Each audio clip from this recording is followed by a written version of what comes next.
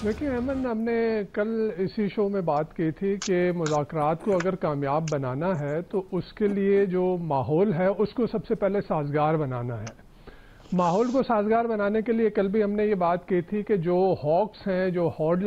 Hard liners हैं, जो कि सख्त गिर एलिमेंट्स हैं दोनों अतराफ में, वो खा पीटीआई में हैं, वो खा जो है वो पीडीएम की कोalition में हैं, उनको जो है उनको लगाम देनी होगी और उनको जो है उनको थोड़ा सा जो है वो साइड पे करना होगा। लेकिन ये जो कल हुआ, कल रात में जो हुआ चौधरी परवेज इलाही साहब के घर पे जिस तरह से धावा बोला गया, इंटरेस्टिंगली आप देखें एक फॉर्मर वो चीफ मिनिस्टर हैं पंजाब के, और जिस तरह से धावा बोला गया वो ऐसे लग रहा था कि शायद वो कोई एक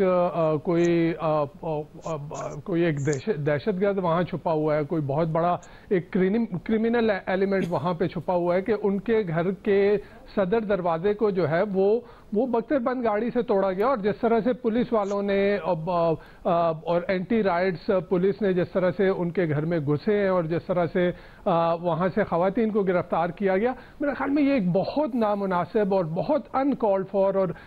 स्पेशली एट ए टाइम जबकि ये मुज़ाकरात हो रहे हैं, जबकि मुल्क में जो सियासी एक हैजान है, जो एक हैजानी कैफियत है, उसको ख़त्म करने के लिए एक बहुत अच्छी पेशरफ्त हुई, उसमें इस तरह का रेड करना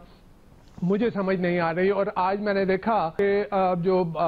कौमी असम्बली के स्पीकर हैं राजा परवेज अशरफ, उन्होंने भी इसकी जो है वो कंडमनेशन की है, इसकी मजम्मत की है, और मेरे ख्याल में सबको इस बात की मजम्मत करनी चाहिए। और ये लगता ये है जिसने भी ये रेड किया है या इस रेड का जो है अहकामात दिए हैं, डिस्पाइट द फैक्ट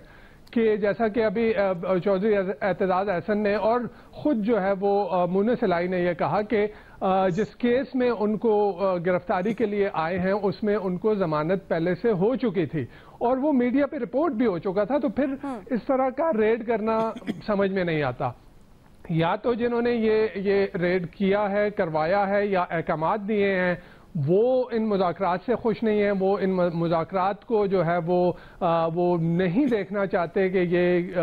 कामयाबी की तरफ जाएं और मुल्क जो है वो सियासी हैजान से और इस अफरा तफरी से और ये बेयकीनी और गैर यकीनी की सूरत हाल से जो है वो निकले। तो ये अनकॉल्ड फॉर था, नहीं होना चाहिए था। लेकिन इसके साथ साथ मैं ये भी कहूँगा कि अभी जो खबरें आ रही हैं, कल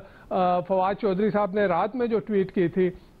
तो उन्होंने कहा कि हो सकता है कि पीटीआई जो है वो नजरसानी करे, जिस तरह की इंतकामी कार्रवाइयाँ हो रही हैं पीटीआई के जो लीडरान हैं उनके खिलाफ, तो हो सकता है कि पीटीआई जो है वो मुज़ाकरात के ऊपर नजरसानी करे। लेकिन मेरे ख्याल में ये एक बहुत प्रेगमेटिक डिसीजन था इमरान खान साहब की तरफ से कि उन्होंने जो है वो मुज़ाकरात को कंटिन्यू करने का फैसला किया है, और